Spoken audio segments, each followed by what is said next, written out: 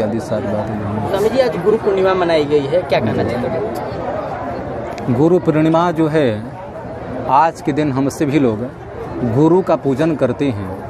व्यास पूर्णिमा को ही गुरु पूर्णिमा कहा जाता है। यानी आज वो दिन है जिस दिन हम जीव और शिव यानी आत्मा और परमात्मा दोनों का एकीकरण का जो दिन है उसको हम गुरु पूर्णिमा कहते हैं। हम लाख प्रयास कर लें, संसार में मुक्त होने के बहुत सारे साधन हैं, परंतु सबसे सरलतम साधन यही है हम जीवों के भवसागर से पार करने के लिए, जैसे कि भागवत महापुराण के 11 स्कंध में व्यास जी महाराज लिखते हैं, निर्देह माद्यम सुलभम सुदुर्लभम प्लवम सुकल्पम गुरुकर्णधारम। यानी कि परमात्मा की विशेष कृपा जब होती है तो मनुष्य का शरीर मिलता है। अब मनुष्य शरीर मिलने के बाद में माने गुरु भवसागर से पार करने के लिए दृढ़ नौका के समान है। हम ब्रह्मा के पद को प्राप्त कर लेंगे, हम शिव पद को प्राप्त कर लेंगे, परंतु भवसागर से पार नहीं हो पाएंगे। गोस्वामी जी महाराज लिखते हैं, बिन गुरु भवनिधि तरई न कोई, जो बिरंची संकर्षम होई। हम ब्रह्मा शिव आदि हो सकते हैं, भवसागर से पार नहीं हो सकते हैं। इसलिए बिना गुरु का ज्ञान नहीं मिलना है। अज्ञान जो है ईश्वर संबंधित जो ज्ञान करा दे, यानी कि भगवान से जो मिला दे, उसका नाम गुरु होता है। तो आज के दिन शिष्य गुरु के निकट जा कर के गुरु को विग्रह के, गुरु के शरीर के यानी स्वरूप का पूजन करते हैं। यद्यपि गुरु देखने से चर्म शरीर का होता है, स्थूल शरीर का होता है, परंतु शास्त्रों में जैसा वर्णन किया गया है गुरु परब्रह्म के समान होता है। जैसे किसी प्यासे व्यक्ति को प्यास लगी हो तो पानी तो सब जगह व्याप्त है, आकाश में भी पानी है, नीचे भी पानी है, लेकिन उस पानी से प्यास बुझने वाला नहीं है। तो भगवान आकाश के मान लिया पाताल के, गुरु जो होता है अंजलि के जल के समान होता है।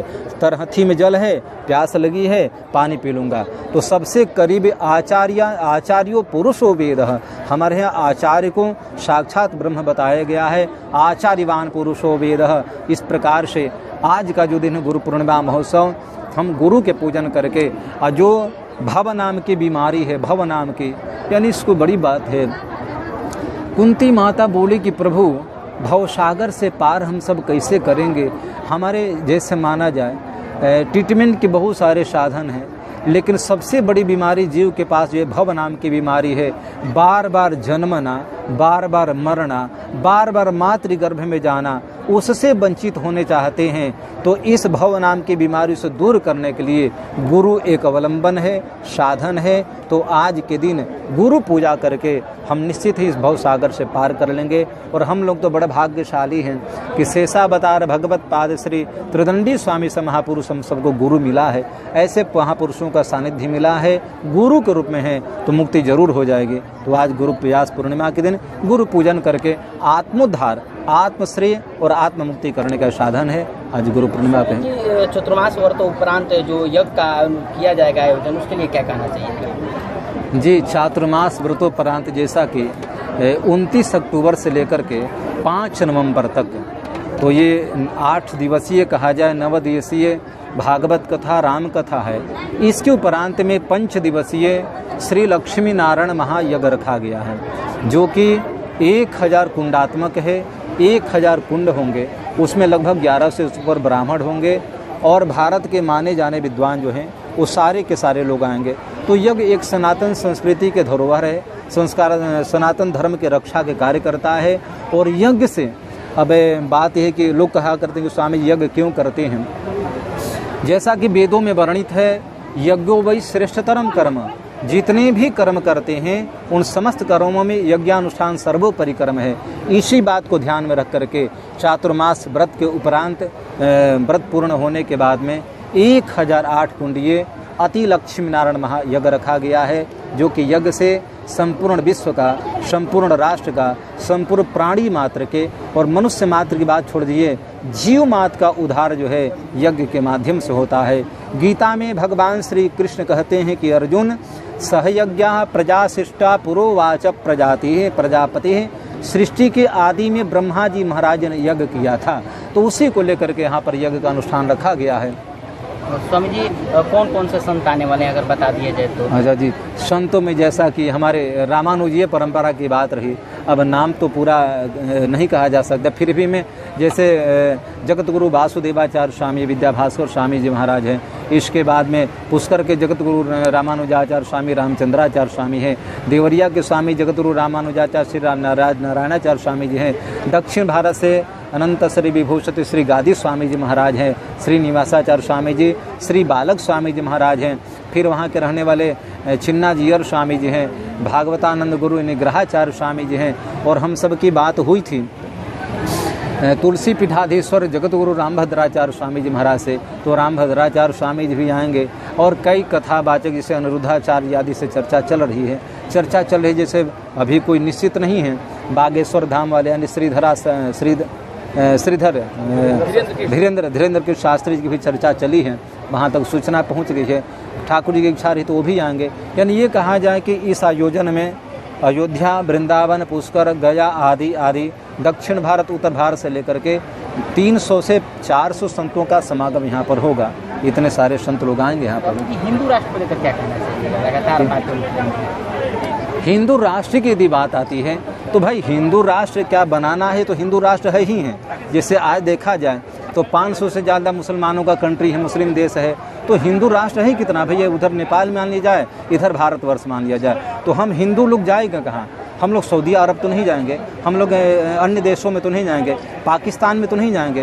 पाकिस्तान में मुस्लिम है ही हैं, तो हिंदुओं के रहने के लिए हिंदुस्तान स्थान है। और यहाँ के अलावा क्या है, तो हिंदू राष्ट्र अब बनाना क्या, हिंदू राष्ट्र है ही है, बस थोड़ा सा इसमें थोड़ा सा परिवर्तन किया जाए, है ना, ताकि हिंदू कम से कम इस देश में, राष्ट्र में सुरक्षित रहें, इनका अधिकार है।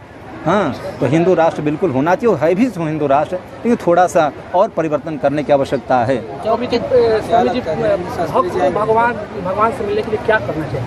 जी, भगवान से मिलने का सर्वोत्तम साधन यदि देखा जाए, श्री सुखदेव जी महाराज परीक्षित को निमित्त बनाकर कहते हैं, हे परीक्षित, तपस्विनो दानपरा यशस्विनो मनस्विनो मंत्रविदाम वरिष्ठम क्षेमम न विन्दन्ति विनाय दर्हणम तस्मै सुभद्रा स्रवसे नमो नमः। हम कितनी भी तपस्या कर लें, तपस्या से देखो भगवान मिलते भी नहीं मिलते हैं।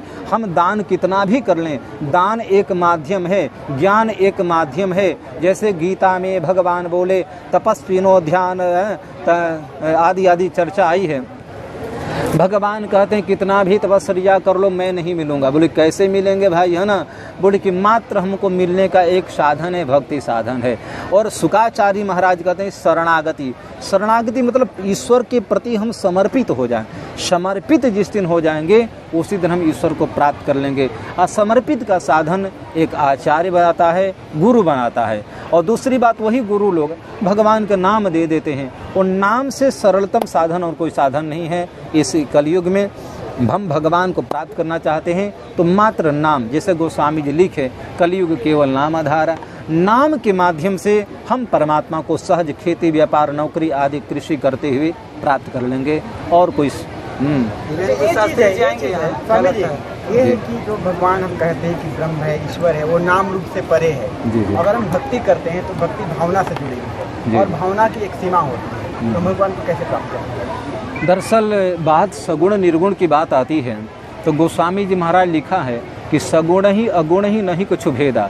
जो निर्गुण निराकार है वही सगुण सकार बन के आता है। बिना पग चुले सुनई बिनु काना, वो बिना पग वाला है, लेकिन बिना पग वाला होने के बाद भी वेद कहते हैं सहस्त्र पाद, उसके 1000 पाद हैं। लेकिन यहाँ सहस्त्र मतलब 1000 से नहीं, अनंत से लिया गया है। उस विराट का अनंत भुजाएं हैं, उस विराट का अनंत चरणारविंद है, दिशाएं ही कान है, उसके सूर्य ही नेत्र है, चंद्रमा ही मन है उसका, आदि आदि। लेकिन निर्गुण निराकार ब्रह्म, बिल्कुल सही बात है, निर्गुण निराकार ब्रह्म सगुण सृष्टि नहीं कर सकता है। वो परमात्मा निर्गुण निराकार है, लेकिन सगुण सृष्टि करने के लिए, सगुण व्यवस्था करने के लिए सगुणा रूप में आना पड़ता है। तो आप कथा सुने होंगे, वो विराट जो है निश्चित भाव से एकदम जल में शयन कर रहा था। मन में विचार आया, एको हम बहुश्यामः, प्रकृति में क्षोभ हुआ, महदादि तत्वों का निर्माण होता है, पंच महाभूतों का निर्माण होता है, ब्रह्मा का सृजन आदि। तो बात सही है। देखिए इसलिए तो गीता के 12वें अध्याय में भगवान श्री कृष्ण अर्जुन से बोले कि अर्जुन हमारे दो प्रकार के भक्त हैं, एक सगुणोपासक है, एक निर्गुणोपासक है। लेकिन एवं सतत युक्ता ये भक्तास्त्वाम पर्युपासते, तो वहाँ ये बात आई है कि निर्गुण निराकार से सगुण साकार श्रेष्ठ है। परमात्मा निर्गुण निराकार है, परंतु बताइए जो सबरी वर्षों से परमात्मा की प्रतीक्षा की थी, जो मतंग ऋषि वर्षों से भगवान की प्रतीक्षा कर रहे थे, जो सुतीक्षण जी महाराज वर्षों से प्रतीक्षा किए थे, उनका मनोरथ कैसे सिद्ध हो जा? तो वही भगवान निर्गुण निराकार होने के बाद सगुण साकार में आ जाता है। जैसे लकड़ी है, लकड़ी में अग्नि है, लेकिन वो क्या है? निर्गुण निराकार है। लकड़ी में परमात्मा है निर्गुण, लेकिन अरणि के माध्यम से एक लकड़ी के बाद घर्षण करते हैं, उसमें से अग्नि प्रकट हो जाती है। तो वही निर्गुण ब्रह्म जो है सगुण साकार भक्तों की मनोकामना को सिद्ध करने के लिए, भक्तों की इच्छा को पूरा करने के लिए सगुणा रूप में आते हैं। राम कृष्ण वामन नरसिंह कुच्छम कच्छम बराह आदि आदि जो है, तो वही भगवान निर्गुण सगुण में कुछ नहीं है, लेकिन सच्चाई ये है कि निर्गुण होते हुए सगुण साकार है। धन्यवाद। स्वामी जी, मैं एक चीज़ जानना चाहूँगा, क्योंकि अभी के डेट में जी काफ़ी ऐसा बिल्कुल